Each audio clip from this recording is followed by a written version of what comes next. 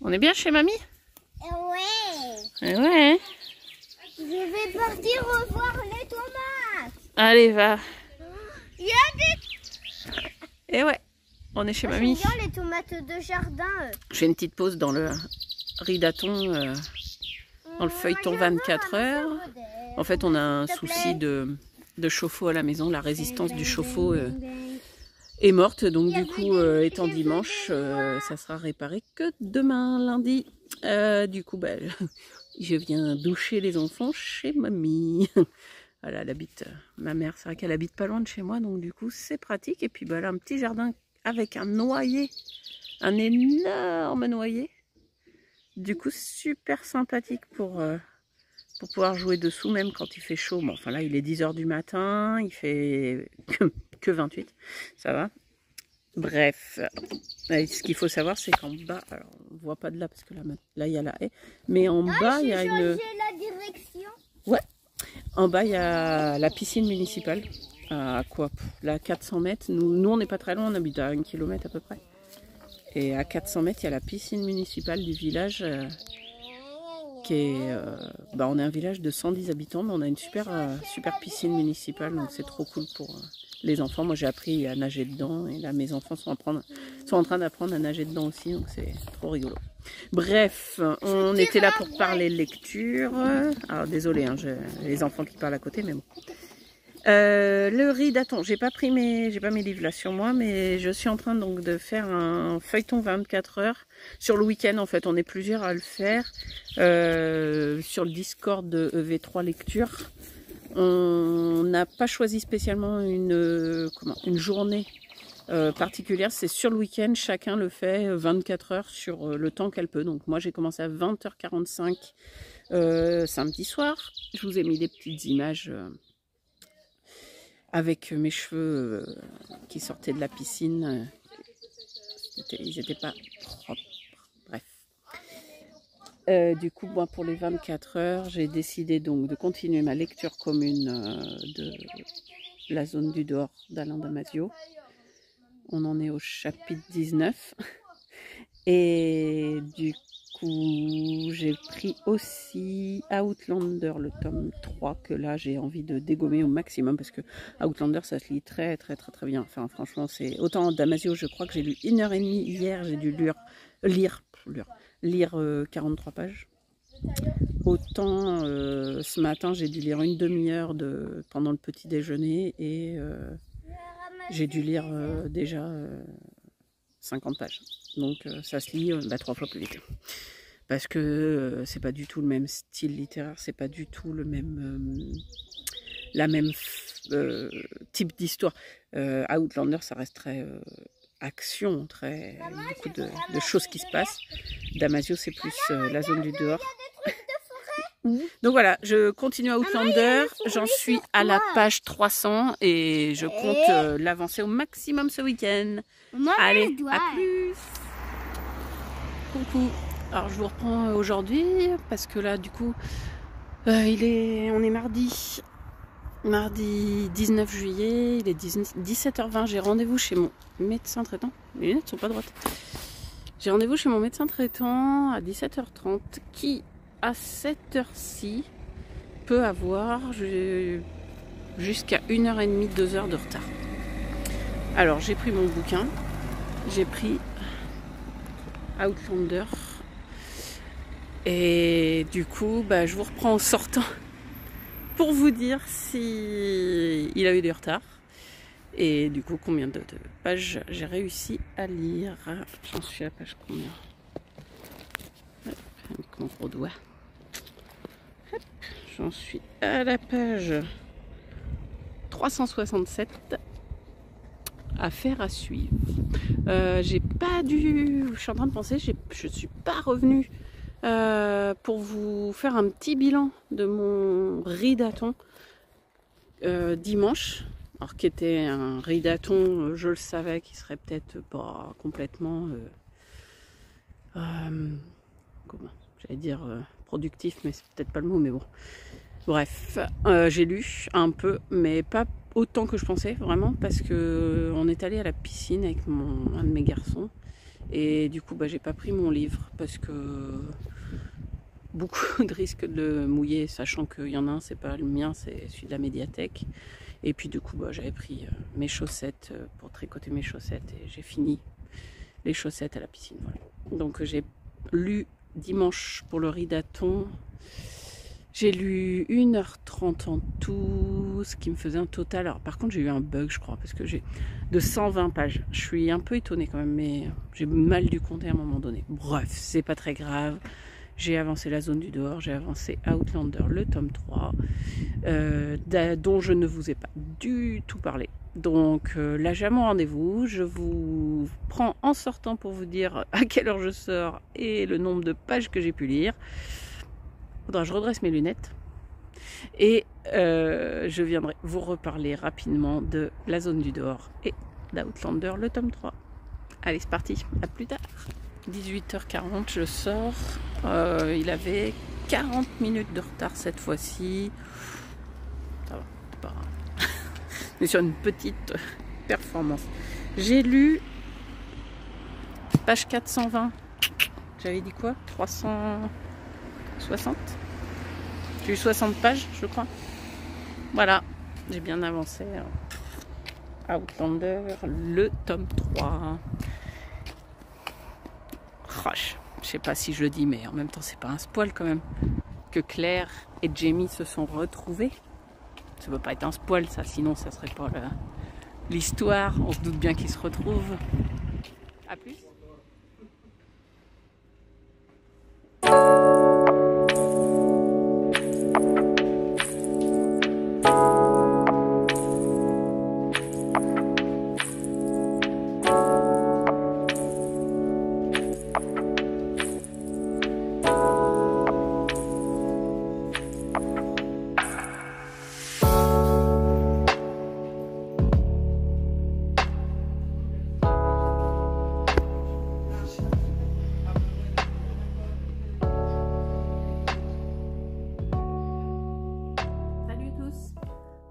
On se retrouve quelques jours plus tard, même plusieurs jours plus tard, puisque on est aujourd'hui le lundi 25, et moi, la dernière fois que j'ai enregistré, c'était mardi 19 juillet.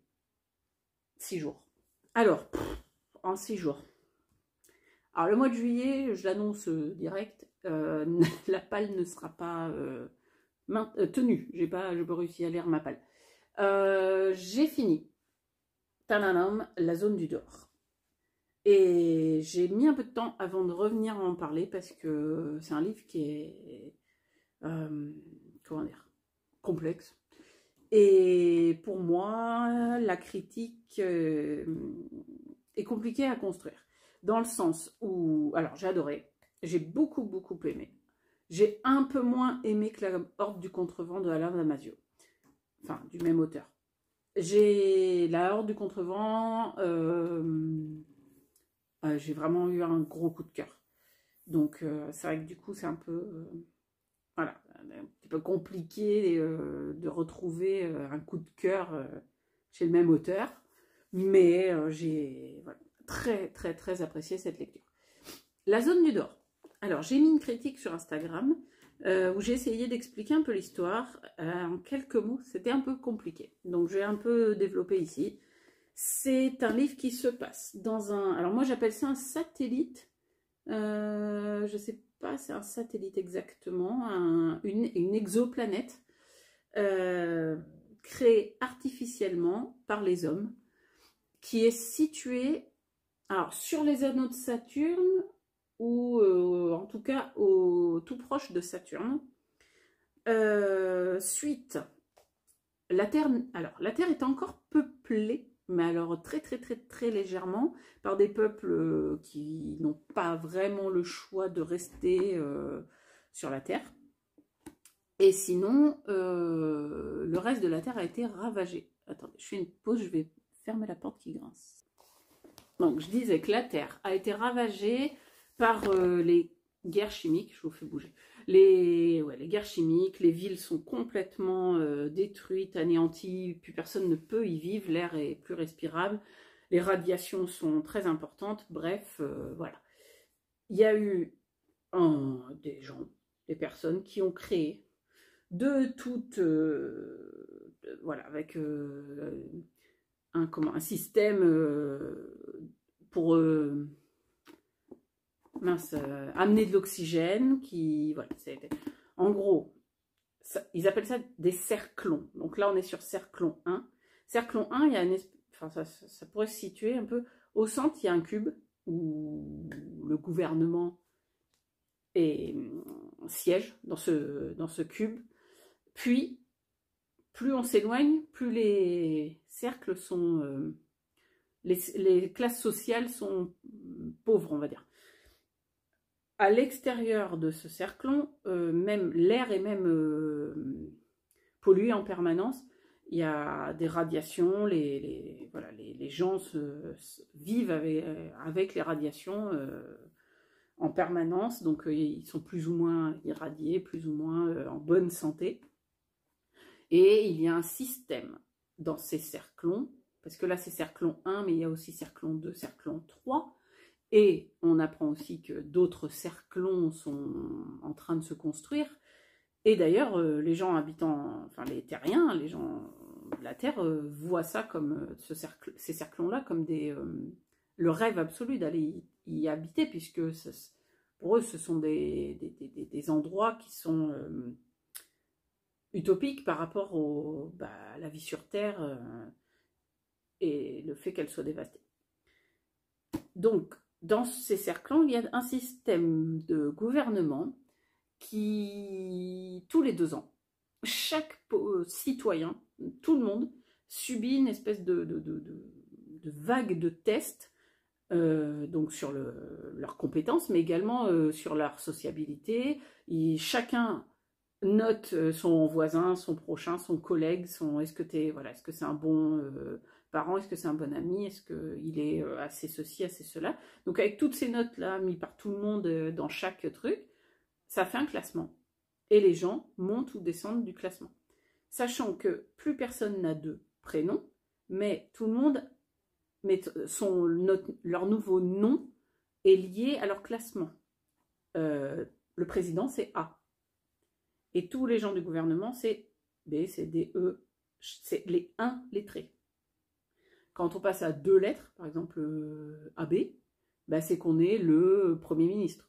Enfin, pas le Premier ministre, mais parce que le Premier ministre, je crois que c'est B, mais on est une classe sociale un tout petit peu en dessous des 1 lettrés, mais on a 2 lettres quand même. Et nous, on suit tout un groupuscule qui a 5 lettres. On suit en personnage principal Capte. Capte-P. C-A-P-T-P. 5 lettres. Et dans ce groupuscule, ils sont 5 hommes. Il y a Camio, K-A-M-I-O, Slift, S-L-I-F-T, Obs, O-B-B-F-S, je crois. Ah, c'est ça.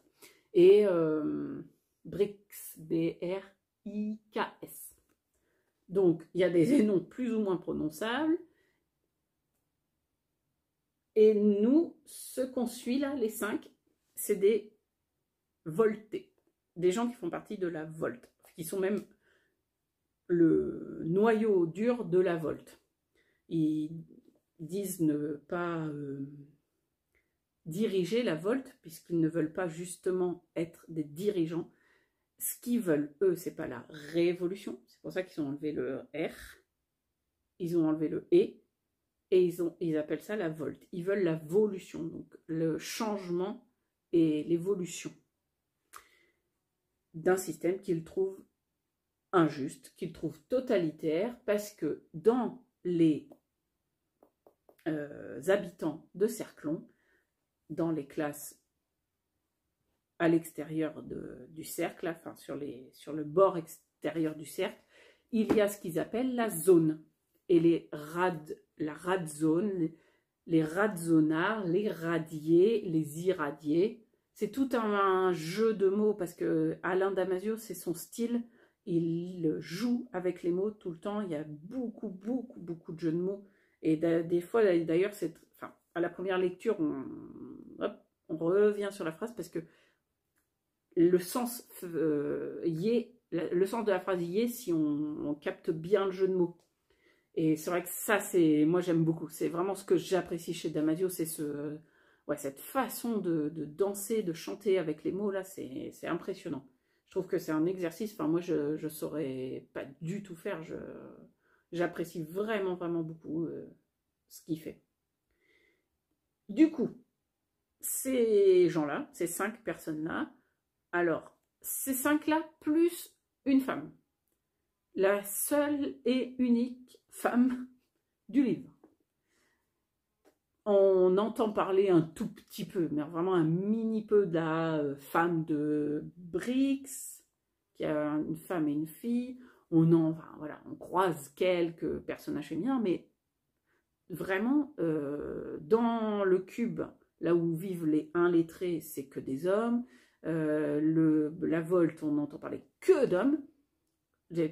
Alors c'est vrai que ça surprend parce que clairement, dans la Horde du Contrevent, ils sont donc une horde de 17, 18, je me souviens plus.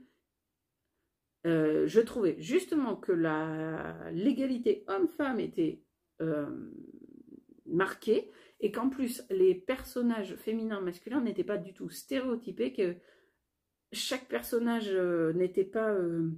la force physique de la horde et tout ça n'est pas lié au genre de chaque personnage. Et j'avais trouvé que justement l'exercice était super bien fait.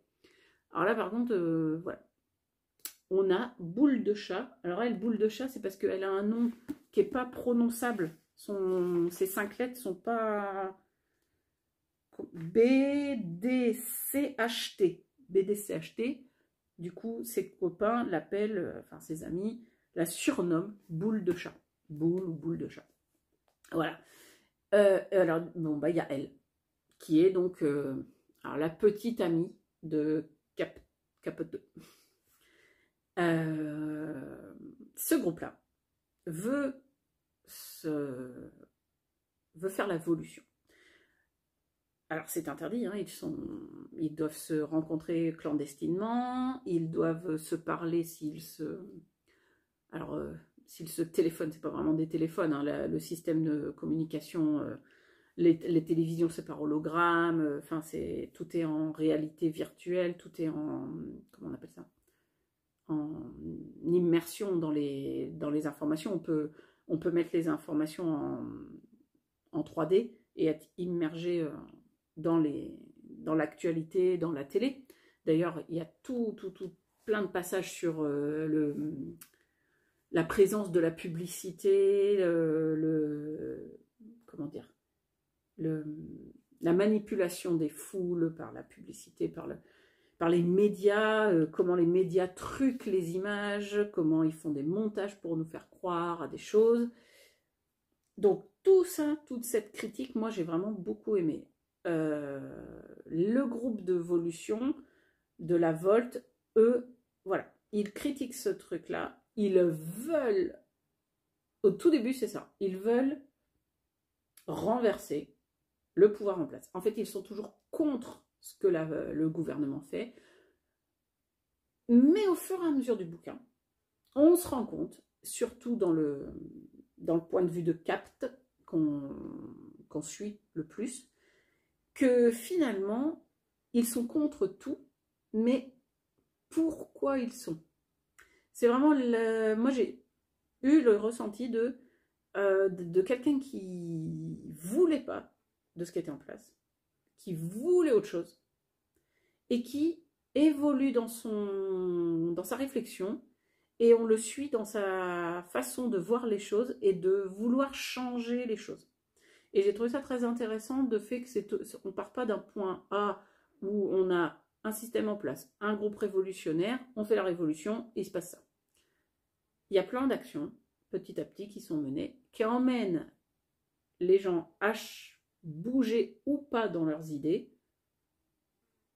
Et je ne vais pas dire, moi, à la fin, où on en arrive, parce que ça serait vraiment dommage. Mais voilà, la fin est emmenée progressivement comme ça par ce changement de mentalité, ce changement de réflexion à l'intérieur même de la Volt, à l'intérieur des 5 membres fondateurs.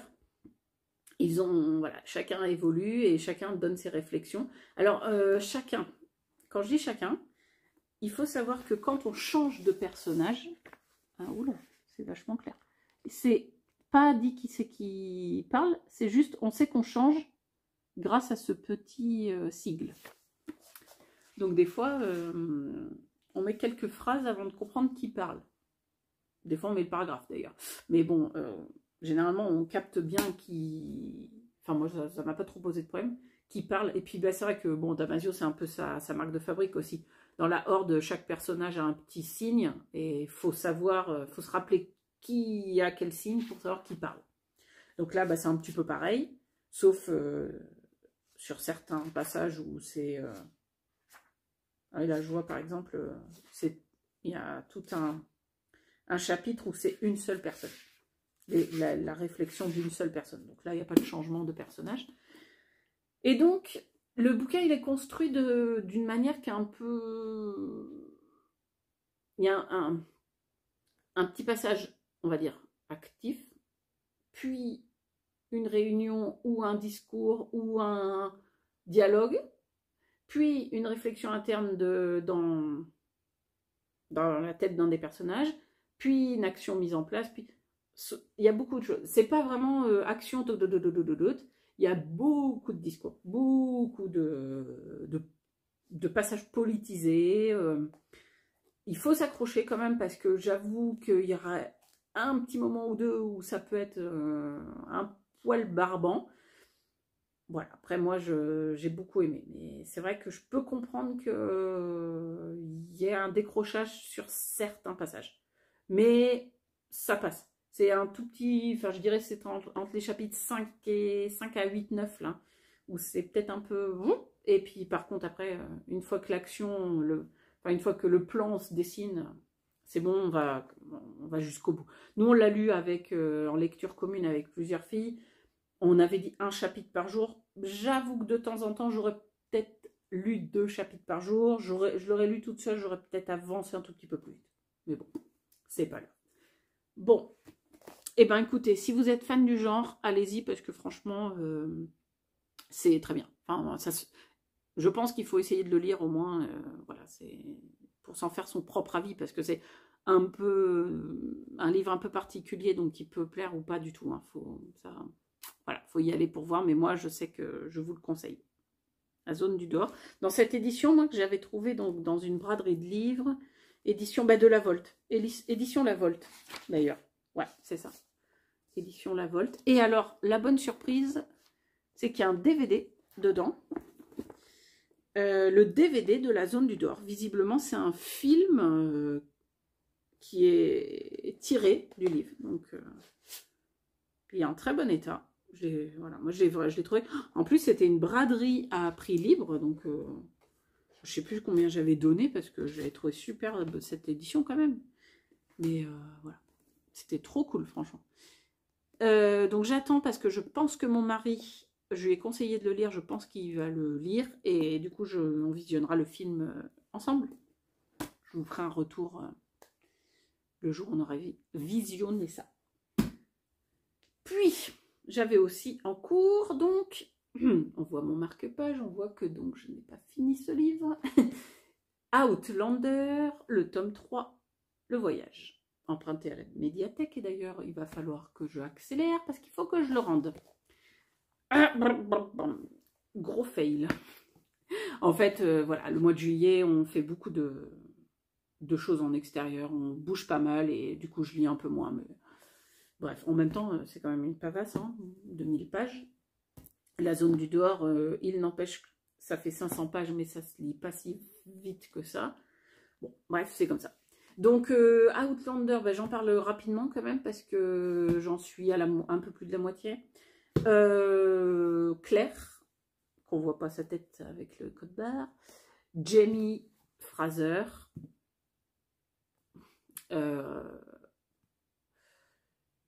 on commence le tome 3, on le commence. Claire est toujours à l'époque actuelle, en 1980.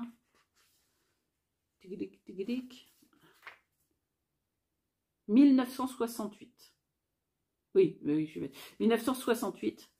Et donc, elle cherche la trace de Jamie. Parce que, spoiler, si vous n'avez pas lu le deuxième quand même, je vous conseille de passer ce passage. On finit le tome 2 où elle apprend, en voulant, en fait, dans la fin du tome 2, Claire revient en Écosse avec sa fille qui a 19 ou 20 ans, Brianna, pour lui expliquer l'origine de ses racines, d'où elle vient. Et donc, son père n'est pas celui qu'elle croit, c'est-à-dire Frank, mais que son père, c'est Jamie Fraser, un Highlander de 1740, des années 1740. Claire est persuadée, dans à la fin du tome 2, que Jamie est mort dans la bataille de Culloden, là où à ce moment-là, où elle s'était enfuie et qu'elle était revenue dans le futur. À la toute fin du tome 2, on apprend que Jamie n'est pas mort à la bataille de Culloden. Et donc, du coup, le début du tome 3, ça commence comme ça. Elle cherche la trace de Jamie pour remonter la trace et voir si, 20 ans plus tard, lui est toujours en vie. Et si elle peut retourner en 1700, le retrouver. De l'autre côté, on suit en parallèle Jamie. On voit un petit peu le début, enfin la continuité de sa vie après Culloden et les péripéties qu'il a vécues pendant les quelques années après Culloden. Donc, on suit ça comme ça. Et là, au milieu, elle a déjà retrouvé la trace de Jamie qui n'est pas mort. Et elle est repartie en 1700 et des gamelles. Bon, Outlander, moi, alors franchement, j'aurais jamais pensé les lire. Je crois que je l'ai lu le premier tome parce qu'il y avait Eve sûre, mais je ne sais plus qui d'autre, qui avait proposé la lecture commune. Et vu que je sais que moi, ma mère m'avait dit que c'était très bien, je sais que c'est, voilà, plusieurs personnes m'ont dit que c'était bien. Je me suis dit, allez, j'essaye. Et franchement, carrément, clairement, ça fait le taf, ce livre. C'est 1000 pages, mais 1000 pages de rebondissements, 1000 pages d'action, 1000 pages de romanesque, 1000 pages où il se passe des choses incroyables. Jamie est proche de la mort toutes les 5 minutes, mais tel un Highlander, il ne meurt jamais. Claire arrive avec ses beaux cheveux bruns, sa peau laiteuse et son absence de graisse, tout va bien. Non, mais je rigole un peu. La mouche est en train de mourir. Je rigole un peu parce que moi je trouve que c'est assez, c'est gros, mais en même temps ça fait le jeu, ça fait le job, c'est très très sympa, c'est rafraîchissant à lire. Et honnêtement, je trouve que j'en apprends pas mal sur l'histoire finalement aussi, parce que il y a plein de passages qui sont tirés, qui se passent. Il y a plein de passages où, mince, j'en perds mes mots, comment dire, l'histoire est racontée, et l'histoire, la vraie, l'histoire d'Écosse, voilà. Donc, c'est bizarre ce bruit. Bref, voilà, donc, clairement, faudrait que j'avance. Moi, je vous laisse là pour cette vidéo. Parce que depuis hier soir, j'ai commencé un 7 jours 7 livres sur le groupe Discord de EV3 Lecture. On est plusieurs à le faire. Et du coup, j'ai même ma palle. Il m'en manque un qui est là. Voilà. Donc, j'ai ma palle pour le 7 jours 7 livres. C'est une pioche à lire. Parce que du coup, suivant les jours, j'ai envie de lire des romans, mais il y a des jours où j'ai pas le temps. Donc, je pioche un manga. Voilà. Du coup, j'ai commencé hier soir, ça a commencé hier. Je vais donc clore pour aujourd'hui au niveau des lectures de juillet, de la lecture de juillet, là on monte un petit peu. Et je vais enregistrer juste derrière le début du 7 jours 7 livres. Voilà, comme ça je vous proposerai une deuxième vidéo. J'espère que cette petite critique d'un super livre, n'empêche, vous aura plu. N'hésitez pas à me mettre un pouce en l'air, ça fait toujours plaisir. Vous pouvez commenter sans souci, je réponds avec grand plaisir. Et n'hésitez pas non plus, j'ai repris les rênes de mon compte Instagram parce que je l'avais un peu laissé en friche, mais là, hop, j'ai mon organisation qui est repartie au taquet. Donc c'est @minimalou, je mettrai le petit nom là. N'hésitez pas à aller vous abonner là-bas aussi si vous n'y êtes pas abonné, parce que du coup, en parallèle des vidéos, je mets mes posts sur Instagram, puis des petites stories. Des fois, c'est plus spontané, enfin, c'est plus réactif que les vidéos YouTube où le temps qu'on enregistre, qu'on monte et qu'on la sorte, et des fois, il s'est passé une semaine. Moi, je vous dis à bientôt pour la prochaine vidéo 7 jours 7 livres et pas le doute. Bye bye!